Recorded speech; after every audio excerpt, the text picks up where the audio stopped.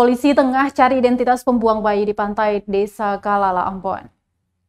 Polisi cari identitas orang tua yang tega membuang bayi malang laki-laki ke pesisir pantai Desa Kalala, Kecamatan Sirimau, Kota Ambon, Provinsi Maluku. Terkait kondisi terkini, kata Jenete, bayi tersebut masih berada di ruang jenazah Rumah Sakit Bayangkara untuk dikremasi. Ia menambahkan dari hasil pemeriksaan yang dilakukan terungkap bahwa bayi tersebut baru saja dilahirkan.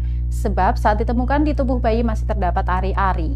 Bayi berjenis kelamin laki-laki itu ditemukan sudah dalam kondisi tidak bernyawa oleh 5 orang remaja saat mereka sedang bermain sepak bola di pesisir pantai desa tersebut, tak jauh dari Jembatan Merah Putih, Ambon. Ia mengatakan jasad bayi tersebut pertama kali dilihat oleh MM yang berusia 13 tahun saat itu tengah bermain bola bersama teman-temannya.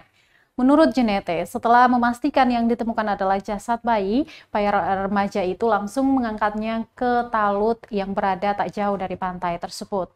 Penemuan jasad bayi itu pun kemudian diberitahukan kepada warga setempat dan selanjutnya dilaporkan ke pihak berwajib.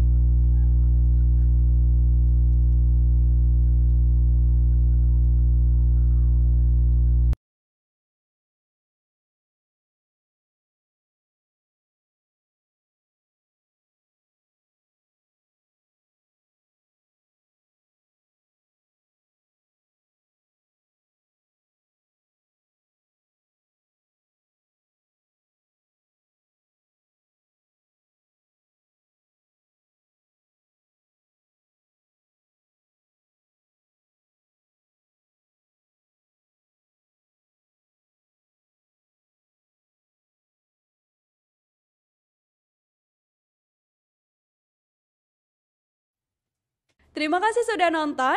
Jangan lupa like, subscribe, dan share ya.